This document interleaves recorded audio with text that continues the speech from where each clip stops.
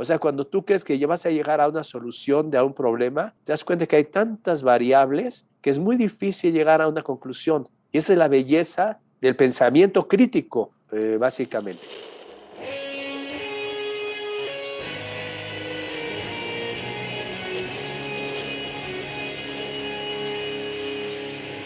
Bienvenidos a Volver al Futuro Podcast, donde platicamos con las mentes que nos impulsan a crear el nuevo paradigma de salud y bienestar, conducido por Víctor Sadia.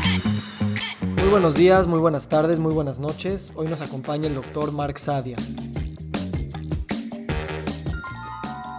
El doctor Mark Sadia es dentista pediátrico, investigador, conferencista y editor en jefe del Journal of Clinical Pediatric Dentistry. Ha sido profesor en México, Estados Unidos, Colombia, India, Israel y otros países. Es autor de 3 libros y de numerosos artículos científicos.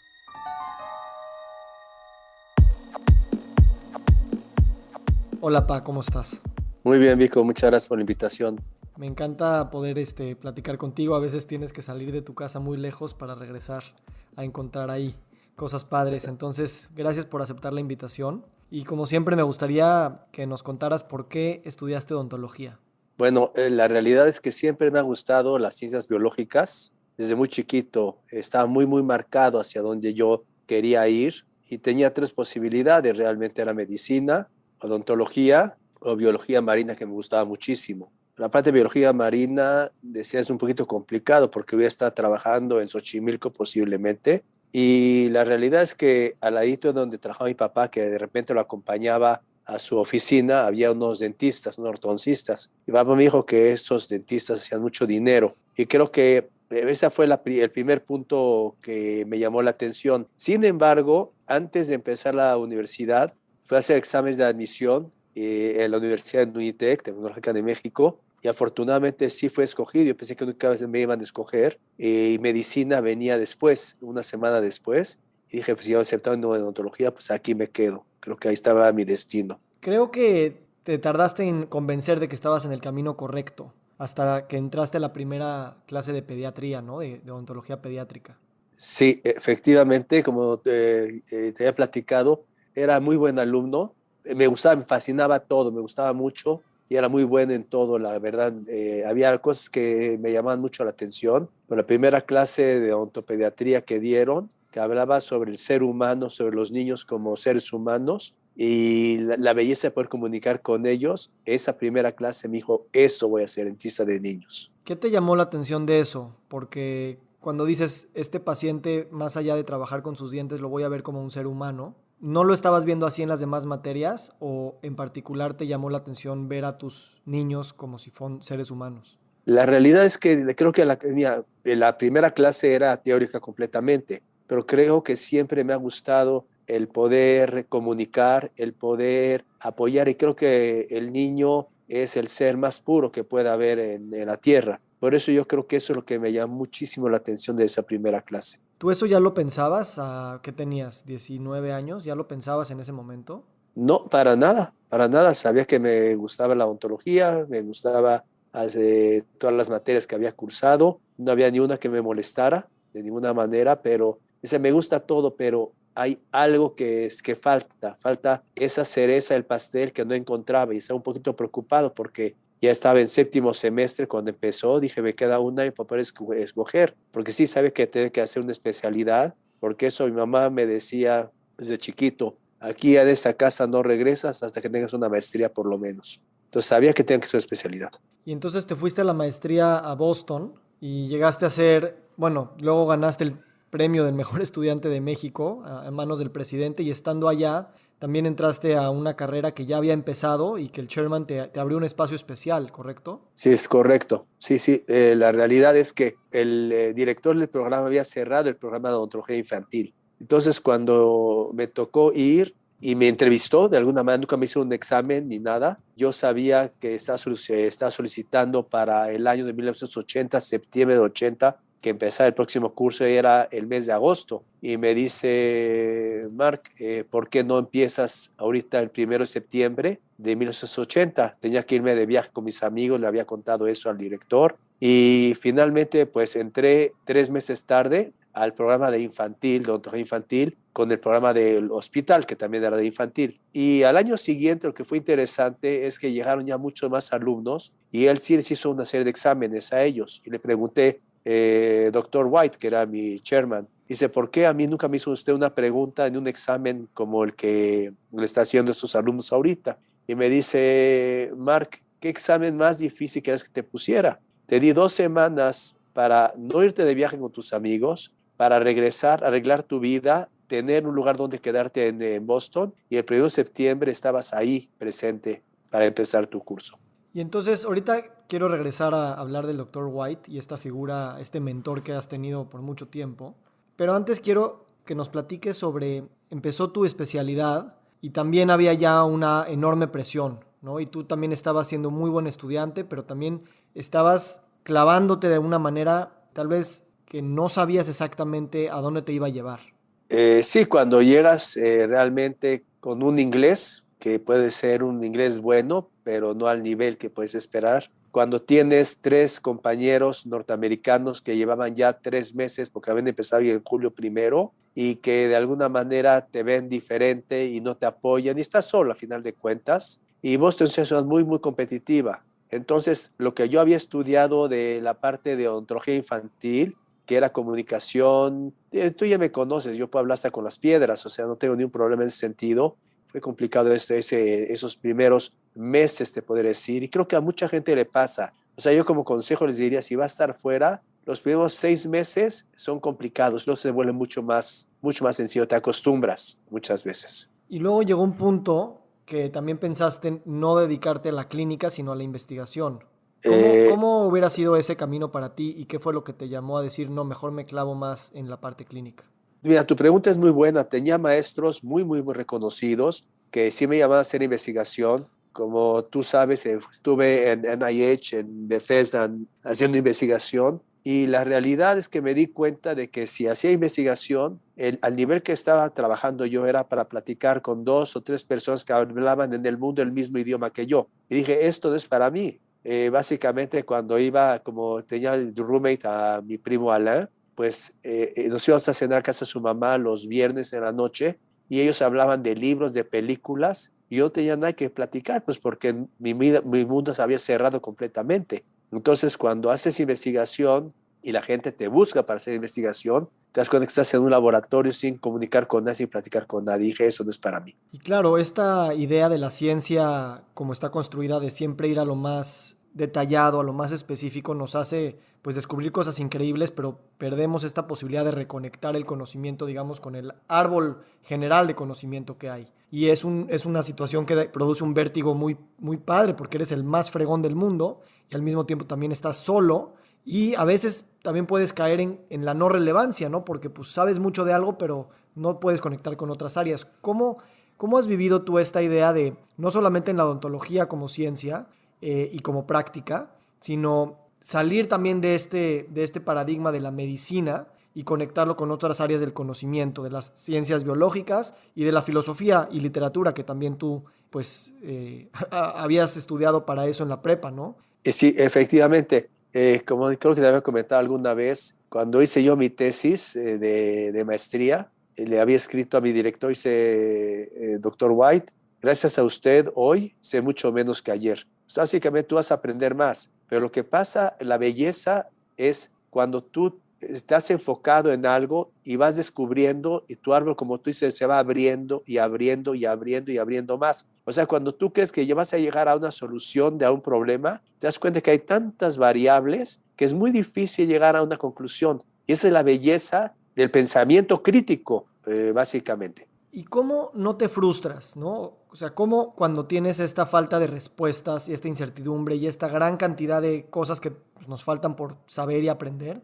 cómo no te frustras, no te sientes raro ante tan el monstruo? Yo creo que al contrario, es fascinante ver eso, de darte cuenta que el mundo es mucho más complejo de lo que podemos nosotros imaginarnos. Y te digo que llega momentos de que estás en una línea que estás viéndola y te da miedo cruzarla. A mí me da miedo cruzar esa línea porque no sé cómo encontrar detrás de esa línea. Y ahí sí me da mucho miedo. Entonces meto un poquito de reversa y sigo yo en lo mío. ¿En qué significa? Seguir trabajando paralelamente, expandiendo paralelo, y claro que al momento que se hace más paralelo, también la distancia con ese muro que es como es la frontera, también se va haciendo más larga. Entonces puedes ir avanzando. ¿Cómo describirías ese miedo? Ese miedo de la frontera, que dices, no, no me quiero acercar tanto. El problema es que estás en un punto de tanta agilidad mental que estás trabajando que digo, si paso esto, podría volverme loco, entraría en un momento de locura. Y no sé si esa locura puede ser reversible. Ese es el momento cuando yo digo meto reversa, porque estoy a un paso entre esa línea, es que hay detrás, puede ser la locura, y es lo que no quiero yo vivir. ¿Qué te asusta de esa locura? Pues de alguna manera ya no estar comunicando con el mundo que yo conozco. Otra vez estar en un mundo donde tú estás tú solo y a lo mejor puedes encontrarte allí otra persona que esté como tú y regresar a lo mismo que no quería hacer en un momento dado. Y te digo una cosa interesante, Víctor, que suena chistoso. A medida que el tiempo pasa, más grande te vuelves, el estrés aumenta y la pasión disminuye. Pero eso no significa de que ya hasta ahí me quedé, porque mi vida es como una escalera, yo sigo subiendo escaleras y escalones cada vez. O sea que en el momento que deje de ser productivo, en ese momento ya dices, bueno, ya ahora sí ya no hay nada. Pero te digo, cada vez te levantas con 5 o 6 ideas más nuevas para desarrollar. ¿Por qué dices que aumenta el estrés? ¿En qué sentido? Creo que te vuelves mucho más consciente. Es la belleza de la juventud, de ser joven, es que no te da miedo. O sea, a final de cuentas, eres como Dios, no hay nada que te impida seguir avanzando, no hay miedos, no hay obstáculos. Los obstáculos que hay, básicamente te caes, te frotan la herida, te echas un poquito de salivita en la herida y sigues avanzando. Ya cuando eres más grande, cuando no conocías nada, no tenías miedo de nada. Y ahora que conoces mucho más y sabes los posibles problemas o peligros que pueda haber, te vuelves mucho más consciente. Y es una cosa como que no tiene nada de lógica. Normalmente debe ser al revés. El joven que no sabe nada debería tener mucho más miedo y el que sabe un poquito más debe estar mucho más seguro. Y pasa todo lo contrario. En mí. Lo dices también en términos de tus responsabilidades que van aumentando, a lo mejor tener hijos, a lo mejor cuidar de tus pacientes, que eso te hace aumentar el estrés porque es algo más que sabes, o simplemente por saber que todo tiene una implicación mayor y eso te da más estrés por no saber exactamente cómo actuar. Mira, cuando eres joven y vas a tener hijos, ni siquiera te preocupas. Si tienes hijos y los vas a mandar a la escuela, no te preocupas por la parte económica. Aunque no tienes nada, o tienes muy poquito, pero no te preocupas para nada, como que todo, tienes tu confianza, tanta confianza en ti mismo, que no te asusta y vas para adelante. Cuando llegas a un cierto tiempo, lo que está sucediendo creo conmigo ahorita en esta edad, es que me vuelvo mucho más consciente de esa parte, que tengo menos cargas, pero tengo más responsabilidad. La responsabilidad nunca cambia. Y es chistoso, Vico, porque hay gente que dice, ya se casaron los hijos, que se arreglen. Nosotros siempre van a ser mis hijos, van a ser mis nietos y siempre tengo una responsabilidad hacia todos ustedes, aunque no debería ser, pero es algo que así tengo yo, así me criaron. Hemos hablado que cuando estabas en Boston te diagnosticaron asma y también hemos dado una interpretación a este asma como también una presión de alguna manera excesiva que te cargaste en tus hombros por el performance. ¿Qué tanto sentido te hace a ti esta explicación, más allá de una explicación bioquímica, infecciosa, alergénica que puede dar el asma? Definitivamente sí vivo con el asma, sí de alguna manera me produjo ciertos límites hacia las cosas que yo quería o podía hacer. Entre ellas, ¿te acuerdas jugar fútbol con ustedes? Le jugaba de portero, pues porque me movía menos, aunque quería, no podía correr tras de ustedes de la misma manera. Sin embargo, la pasión, si tú me dices, ¿cambiaría esto? Hoy en día, si volví a renacer, la respuesta es no. Había tanta pasión, tantas ganas de aprender, tanta falta de conocimiento, ¿sí?, que no lo cambiaría hoy. Era exactamente lo mismo. No importa el estrés. ¿Consideras que si tus médicos de esa edad te hubieran hablado un poquito más de estilo de vida, de nutrición, de sueño, de ejercicio, de estrés, hubieras entendido y comprendido tu enfermedad desde un lugar diferente? Porque yo entiendo que siempre o por mucho tiempo lo trataste más como un tema farmacológico y recuerdo haber crecido contigo y llevando tus maletas a todas partes lleno de pastillitas y y estos para ¿cómo le llaman? Aerosoles. Los aerosoles. ¿Es correcto que tu enfermedad se basó mucho en esta parte de medicamentos y no tanto en tu estilo de vida? Yo creo que sí. Si hubiera tenido un médico, que tenía un médico de la universidad básicamente, pues porque tenía un tipo de seguro universitario que iba a visitar, que fue, pues yo creo que un buen amigo, se llamaba el doctor Mazulo. Él sí me manejaba con esta parte más farmacológica y le fascinaba verme cuando me daba ciertos medicamentos, ver cómo reaccionaba mi cuerpo. Efectivamente, yo creo que si me hubieran hablado un poquito más, si hubieran hablado más de estilo de vida, el hacer ejercicio, el dedicar posiblemente una hora menos al estudio y hacer una hora de... Vivía muy cerca de un parque. Hubiera sido muy fácil poder ir a correr o a caminar nada más, el poder tener una dieta mucho más sana, porque la dieta que yo tomaba era terrible, porque tenía de alguna manera el dinero. Yo mismo me contaba el dinero, porque no era que mi papá no me pudiera dar por responsabilidad, entonces comía cochinadas. A final de cuentas, mi lunch eran cochinadas, era un refresco y un sándwich, cosas de ese tipo. Y en ese tiempo no se hablaba tanto de estilo de vida, no la parte de las ensaladas. Sí había gente que comía ensaladas y comía tipo de proteínas, pero porque estaban obesos, nada más, no era por otra razón. Pero sí, mi dieta durante los 4 años que estuve yo allá no fue nada de calidad, definitivamente. Y eso de alguna manera también pues hizo tu percepción de tu propia enfermedad y de cuál era tu rol con ella. Sí, sí. Ahora, vamos un poquito a tu práctica clínica.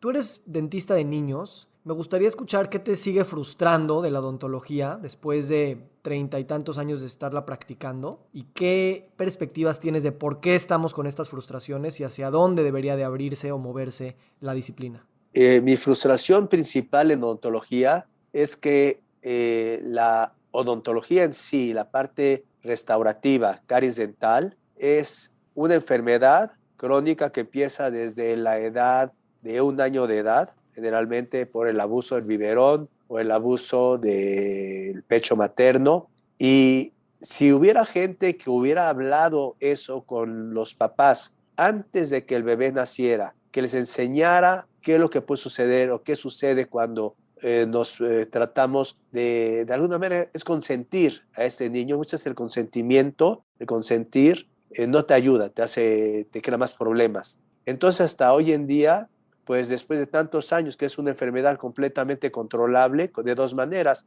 control de dieta y cepillado dental. Con eso no tendrías ni una sola caries en la boca. Desafortunadamente en México, el promedio de caries es de 8 cada 10 niños tienen de caries dentales. Y hasta hoy en día no he podido saber cómo trabajar con ese tipo de pacientes para que trataran de entender de que el control de dieta y cepillado dental estamos viendo un mundo mucho más preventivo. No tenemos que estar trabajando tanto.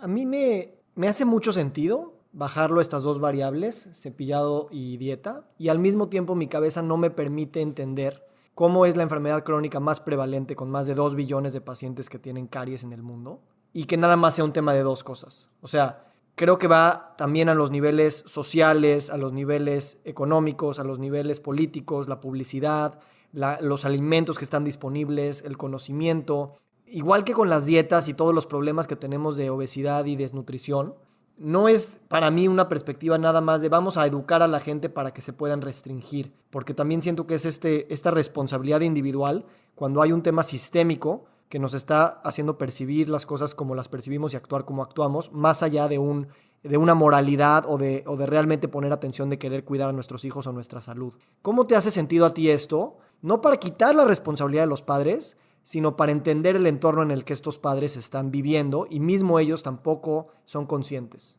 Sí, mira, yo creo que lo que sucedió, por ejemplo, conmigo, pues puede ser un buen ejemplo. Cuando éramos chicos teníamos muchas limitantes, tanto económicas y a nivel de productos que tú podías encontrar en el mercado en ese tiempo. Hoy en día, cuando ves a los papás o a los niños, generalmente yo siento que es una batalla perdida, primeramente porque los papás quieren ser muchos más consentidores con los niños y los niños de alguna manera también se vuelven mucho más demandantes. Ahora, cuando tú tienes una industria alimentaria, principalmente a nivel de carbohidratos refinados, y ves los colores de los productos, la variedad de los productos que hay en el mercado. Y tú le estás pidiendo a tu papá que te compre este que acaba de salir porque tiene color morado y naranjas y rosas muy de manera que te llaman mucho la atención y que no cuestan caro, ¿eh? Pues pueden costarte hoy en día 3, 4, 5, 10 pesos. Los papás sí lo hacen, número uno.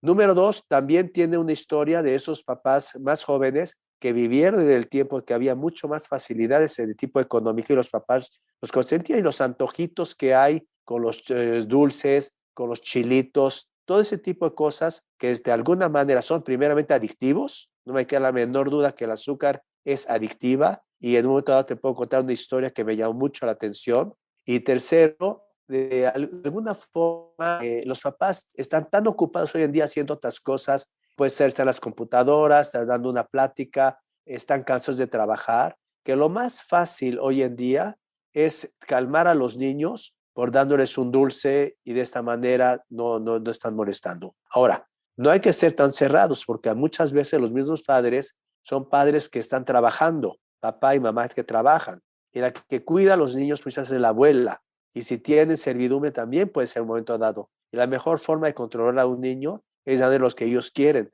Y si es algún producto adictivo como el azúcar, pues es muy fácil controlarlos.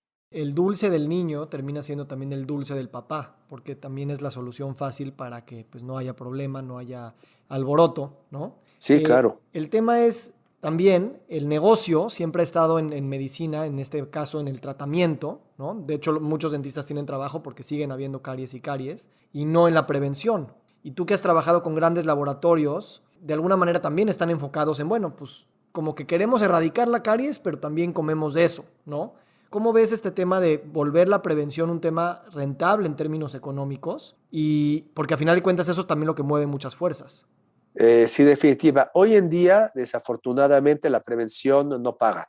Entonces, el dentista vive de los tratamientos que hacemos en el consultorio principalmente. ¿Cómo podríamos lograr metas económicas que de alguna manera también nos influyen y de alguna manera también son básicas para tener una calidad de vida que estás buscando?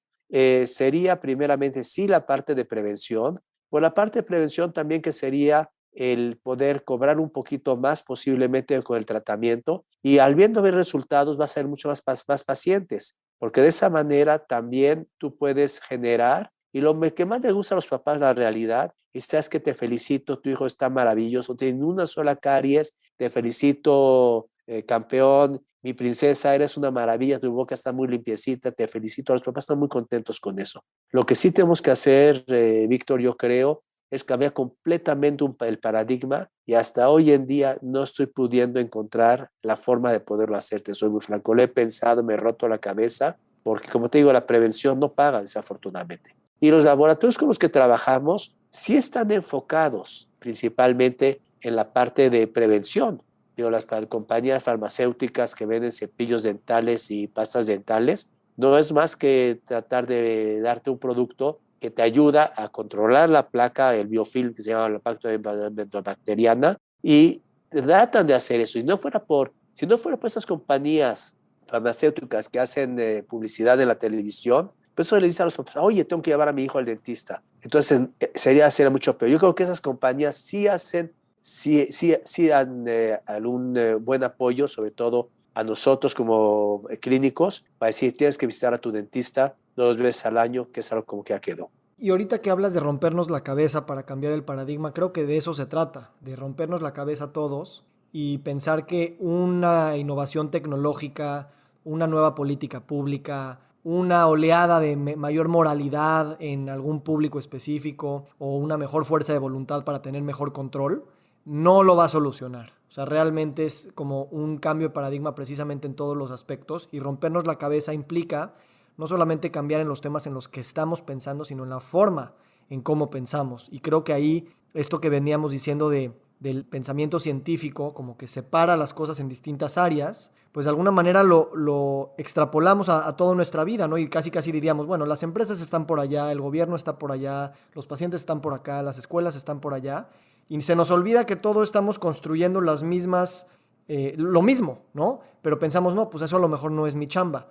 ¿Cómo tu chamba de dentista se ha ampliado, o al menos tú te percibes que va más allá de hablar de salud oral. Sí, definitivamente, sí vamos mucho más allá. A tu pregunta, yo creo que ahorita estoy pensando, ¿qué se podría hacer? Primeramente, si en los medios de comunicación masivos tú tienes un gobierno que empieza a mandar información sobre la importancia del cepillado dental, si se pone en contacto con la gente sobre el control de dieta, cómo debes tú de manejar tu dieta, qué es lo que produce caries, explicarles a ellos cuál es el fenómeno de caries y por qué se produce y cómo se puede controlar. La gente no es tonta, es muy fácil hacerlo. Luego tiene las compañías de farmacéuticas, yo hablaría de las compañías dentales, que estarían muy, muy de acuerdo en que esto se hiciera, por ejemplo, en los colegios, en que primeramente en la dieta, en el lunch que mandan, tiene que ser un lunch nutritivo, no cariogénico y nutritivo, como estamos diciendo, perdón que estoy repitiendo.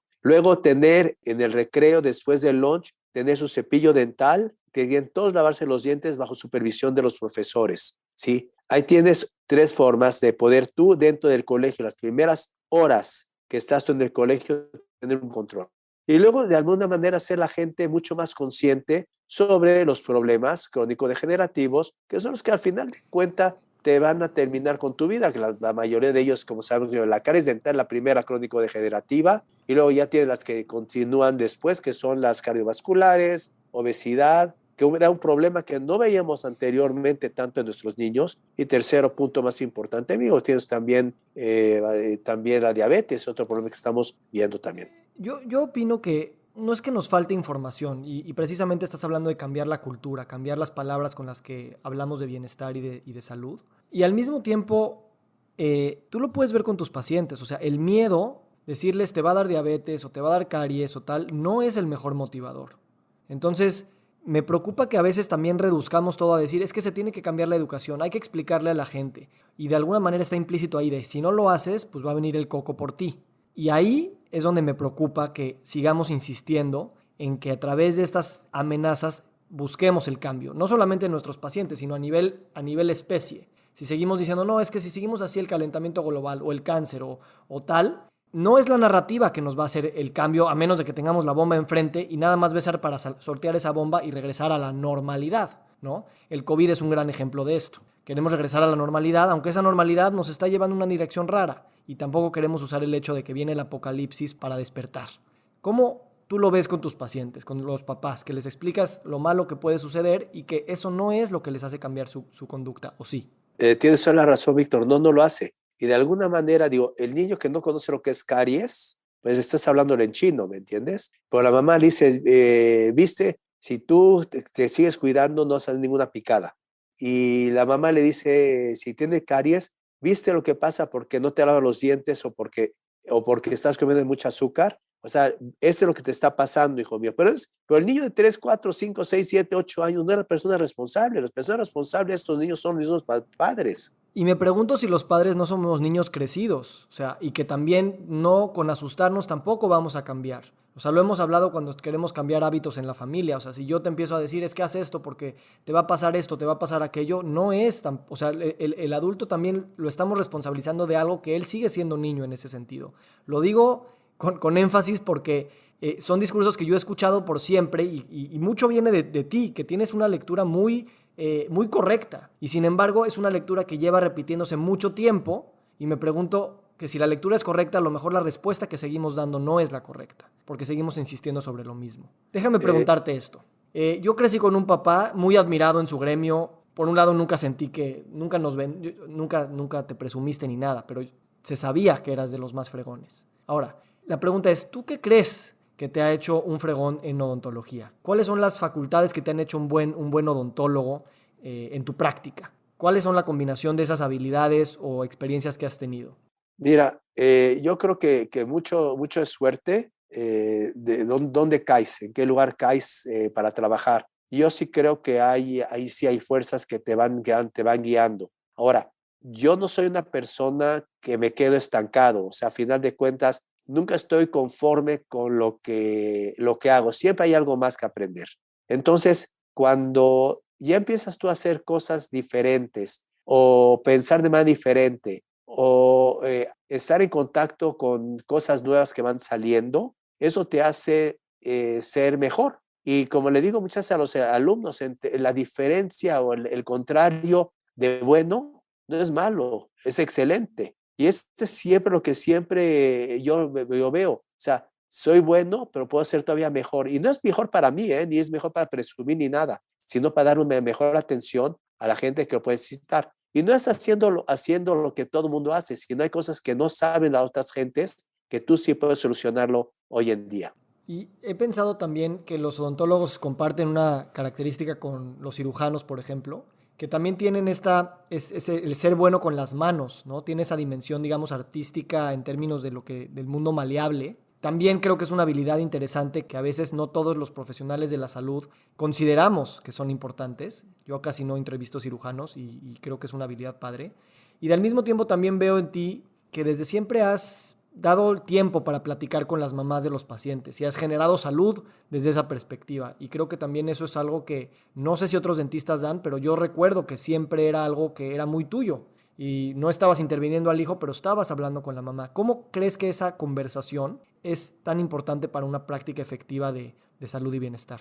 Tienes toda la razón, Víctor. O sea, hoy en día con lo del COVID me está pegando muchísimo porque, digo, afortunadamente vivimos en México y para mí los papás y los niños, digo, me gustaba ver, abrazarlos, darles besos. Eso se me hace una cosa muy bonita y es una cosa muy bonita que tiene la cultura mexicana. También, igual con los padres, el poder establecer una comunicación es vital. Y muchas veces la gente también te pide consejos. Te dice, oye, Mar, ¿qué escuela me recomiendas a mi hijo? O sea, sí te buscan para otras cuestiones. Creo que la comunicación es básica, porque cuando tú creas un vínculo con un paciente, es la belleza de la odontología infantil también, porque es posiblemente la profesión que crea mayor vínculo con las personas de la odontología infantil. Y si me permites, Víctor, y lo escribí en algún momento, yo creo que nadie puede saber más de niños que los dentistas infantiles. Y te voy a decir por qué. Si tú ves un director de escuela, va a conocer los mejores, los peores y los más problemáticos. Un psicólogo y un maestro va a ver posiblemente 30 mismos niños durante un año. Los psicólogas van a poder ver 7 o 8 niños que a lo mejor tienen algún tipo de síntoma, un problema que puede estar cursando con ellos. Nosotros vemos un promedio alto de pacientes diariamente, los vemos cada 6 meses y los vamos viendo crecer. Entonces sí se crea un vínculo con ellos y con los papás también. O sea, un dentista, yo puedo hablar con un joven sin ningún problema, decirle, si veo que tiene manchas de cigarro, decirle, a ver, Luis, ven para acá, ¿sí? Estás fumando y eso te va a hacer daño y yo le explico, claro, mi caso de mi experiencia personal. Yo con mis hijos no puedo jugar fútbol porque no pueden ni respirar, me está ahogando. Tú lo estás haciendo, quieres hacer activamente, quieres llegar a eso. Igual que si tengo un paciente que veo que es bulímico, lo puedo ver en la boca. En la boca puede haber muchos problemas que yo, perdiendo el vínculo, lo puedo hablar perfectamente bien con un joven o con una señorita. Lo puedo hablar perfectamente bien porque me vinculo con ellos. Yo creo que esto habla mucho de hacia dónde se están moviendo las profesiones de salud, sin importar cuál es. El vínculo es en sí mismo sanador y permite hablar, entendernos y buscar alternativas, opciones cuando tenemos ese vínculo. Entonces, qué bueno que lo tienes tan presente y que yo siento que esto no se enseña como tal en las escuelas de profesionales de la salud. Al revés, a veces te dicen no te conectes con tus pacientes, ¿no? Sí. Quisiera ir a un tema. Recuerdo hace varios años cuando estábamos viendo temas de si tenías cáncer, si no, y todo eso. ¿Cómo recuerdas tú ese momento? ¿Cómo lo viviste? ¿Y qué significó para ti? Si nos puedes contar. Creo que recuerdo, estaba yo en Australia, iba a dar unas conferencias y de repente, pues sí, tuve un cáncer testicular, me di cuenta llegando allá y sí tenía mucho miedo en el momento, pero no quería entrar a un hospital allá, pues porque de alguna manera pues, estamos viajando también, estaba con tu mamá, estaba viajando, llegando aquí me dijeron que tenía ese problema. Claro que lo primero que pensé, dije, ¿sabes qué? Gracias a Dios he vivido bien, he tenido todo lo que no me falta nada absolutamente. Y como decía Amado Nervo, vida nada te debo, vida estamos en paz, es lo que sentí en ese momento. Pero gracias a Dios que fue un cáncer de los menos agresivos y aquí sigo dando lata. Y claro que redimensionas tu vida que la vida está hecha para vivirla, pero no más para gozarla, sino también para crear, para seguir creando cada momento. Y lo que yo veo en el momento que me vaya a retirar, tengo muchísimos más proyectos que hacer, o sea, no se acaba ahí todavía. Me gustaría que me platicaras un poquito del Dr. White, esta persona que ha fungido como un mentor y amigo por tantos años. Yo lo veía como una figura abuela, porque era tu figura paterna de alguna manera. ¿Cómo se fue creando ese vínculo con él y qué significa el pasar 30, 35 años con una persona así creando? Mira, el doctor White siempre fue una persona pensante.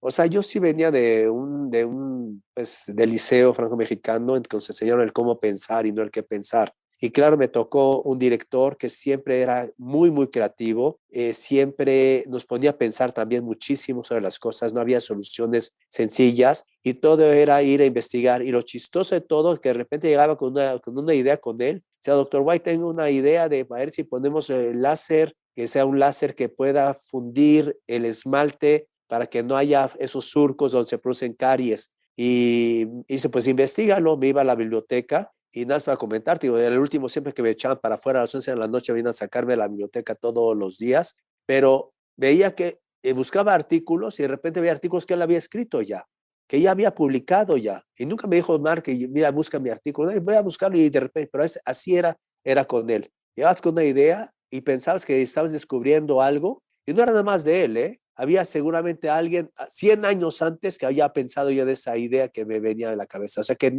nada descubres a final de cuentas, nada descubres. Ese era un personaje, hasta hoy en día lo veo, y realmente sí fue un mentor que me hizo llegar, porque la gran pregunta también es, ¿el director tiene que ver en quién eres tú o quién vas a ser tú? La realidad es que posiblemente no, posiblemente en cualquier otro programa no es el director, sino es el alumno el que lo hace, porque ha habido compañeros de la universidad, del mismo programa, que son diferentes, que sean diferentes. Cada quien tiene su forma de ser. Pero sí me gusta regresar un poquito y me hiciste pensar un poquito, hablando de esos vínculos, lo que yo estoy viendo que está pasando que me preocupa más. Tú estás hablando de esa parte de vincularte, de poder hablar, de poder conectarte con el paciente, con la mamá. A mí lo que me preocupa mucho es si vamos hacia lo que vimos ahorita durante la pandemia, es que se perdió muchísimo ese tipo de contacto físico, primeramente con el niño y con los papás. Segundo, siento que esto va, lo que estamos viendo con la inteligencia artificial, con la telemedicina, la teleodontología, yo creo que esa capacidad de vincularse va a disminuir grandemente. Y eso es lo que más me preocupa porque somos seres sociables. Y al final de cuentas, creo que eso es lo que nos permite, o a mí me permitió ser quien soy y lo que pude yo lograr. Si viene la teleodontología, la telemedicina, inteligencia artificial, que no me queda la menor duda que en algún momento, ahí sí la prevención va a funcionar muy bien. ¿Por qué? Pues porque vas a poner tú un microimplante o un microchip dentro pegado a la muela, que te va a decir cuántas veces consumiste azúcar, cuántas veces tu pH salival disminuyó, cuáles son las bacterias que están creciendo en tu boca, que están produciendo caries, y van a ir con el chisme tanto conmigo como con el papá. Le va a mandar a algún teléfono celular. Fíjate que tu hijo comió 5 veces azúcar cuando lo normal es 3 y a lo mejor después de la tercera, pip, pip, pip, pip, le va a sonar de que no le puedes dar la cuarta. Cosas de ese tipo, pero entre nosotros, o sea, entre el paciente y el doctor, me preocuparía mucho que esto llegara a suplantar la labor que tiene un médico o que debería tener un médico en cualquiera de sus ramas. Estoy de acuerdo y es un tema que afecta, yo creo, de manera muy profunda la manera en la que se quiere seguir haciendo salud, porque a veces es más un tema técnico y no un tema de vínculo, no es un tema de relaciones. Y lo que estamos encontrando mismo es que juntando pacientes que puedan hablar entre ellos de lo que están viviendo, a veces es más poderoso que tener a los mejores doctores siguiendo tus casos, ¿no? Pues te quiero agradecer esta conversación. Has escuchado varios episodios y me gustaría que nos dieras algún tipo de mensaje. Hemos hablado mucho de pensamiento sistémico y de multidisciplinario y hemos realmente visto que la salud está metida dentro de un ecosistema mucho más allá que las disciplinas académicas científicas, ¿no? Tú como profesional de la salud y también como pensador del futuro, ¿cuál ves que es tu rol en ayudarnos a pensar a rompernos la cabeza un ratito para crear instituciones e infraestructuras y procesos que nos permitan más generar bienestar, más prevenir la enfermedad que estarla atacando? ¿Y cuál crees que sea la filosofía de las personas que lo están haciendo que nos pueda dar una esperanza de que vamos caminando en la dirección correcta? Bueno, mi principal preocupación que lo que estoy viendo hoy en día, el ser humano que nace hoy o el que nació hace 10 años, tiene mucho más tiempo de vida que lo que voy a tener yo. O sea, el promedio de vida va a ir aumentando a medida que más joven es la persona. Y lo que estoy viendo es todo lo contrario. Parecería que mañana se va a acabar el mundo para esta gente, para estos jóvenes. Es como tengo que hacer de todo, meterme de todo, probar de todo, hacer todo, porque no sé si hay un mañana, que eso sería lo más triste que pudiera yo pensar para esa nueva generación. Yo creo que la nueva generación debe pensar de manera muy diferente. Tengo toda una vida para crear y para hacer algo. O sea, la pregunta es, ¿quién es Mark?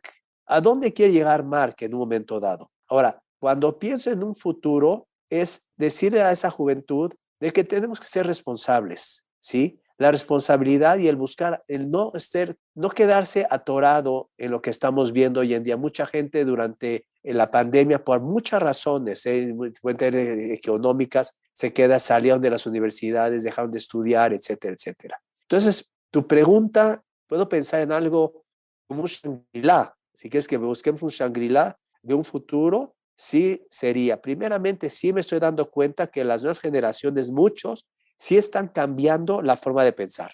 Yo veo mucha gente que está en la parte mucho más de salud, veo mucha más gente que está en la parte de hacer ejercicio, veo mucha más gente tratando de estar mucho más relajada, la parte meditativa que estoy viendo en muchos de los pacientes, la dieta mucho más sana, el buscar otra forma de lo que hemos vivido, lo que han vivido o hemos vivido nosotros como adultos. Creo que esta nueva juventud de padres está buscando algo diferente, muchos de ellos. Y el buscar es lo que nos va a llevar a algo mejor, yo creo. Ese número tiene que ir aumentando definitivamente. En tu vida en particular, ¿qué te propones? ¿Cómo lo ves hacia tu manejo del tiempo, tus rutinas, tu propia conversación interna, las ganas de lograr muchas cosas y también de saber que estás bien donde estás? Fíjate que ahorita he aprendido mucho de ti, esa es la realidad, Víctor, o sea, de tal hijo, tal padre. Es como te veo grande y aprendo mucho de ti, que es lo más importante. La experiencia, lo que tú me has enseñado, me ha hecho cambiar muchas cosas que yo hacía anteriormente. El hecho de bajarle mucho a los carbohidratos,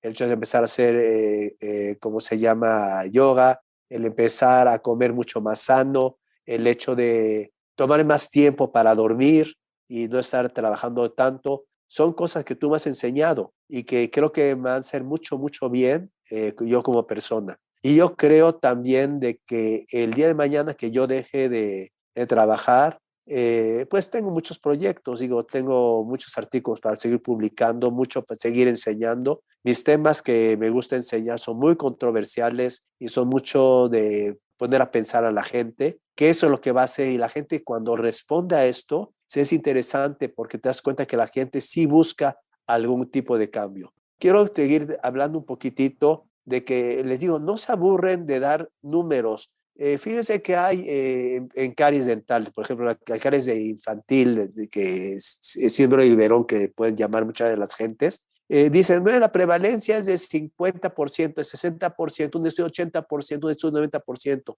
Y la pregunta debe de ser, ¿por qué me estás tú hablando? ¿Por qué no buscas la forma de ver, no me des un número de prevalencia? Es algo mal que está pasando. ¿Qué tienen que hacer todos ustedes para que esto vaya cambiando? Ya no me estés tú pensando en darme números del problema que hay. Búscame una solución o un camino hacia una solución. No puede ser una solución a lo mejor, pero si es psicosocial, si es ambiental, busca una forma de poder cambiar. Eso es lo que yo daría y yo pienso que la gente está empezando ya a enfocarse mucho más, que es lo que a mí me gusta escuchar.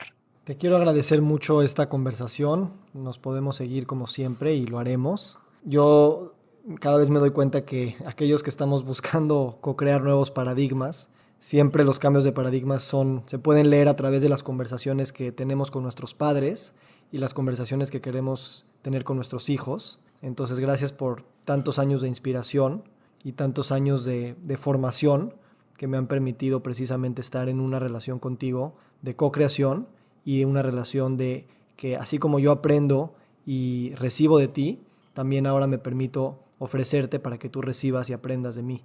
Y eso creo que es la esencia de los paradigmas que vamos a ir co-creando en el futuro. Pues Víctor, a mí no me queda más que agradecerte que me hayas dado ese tiempo.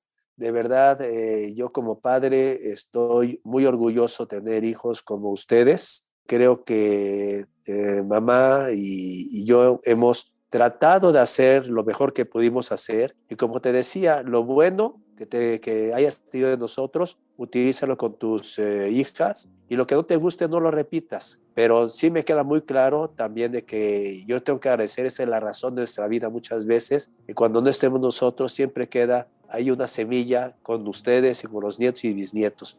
Para mí es agradecerte, ver cómo tú has crecido y cómo sigues creciendo cada día. Muchas gracias, Vico. Gracias a ti, que estés bien. Gracias, Vico. Te mando un beso grande y un abrazo más fuerte.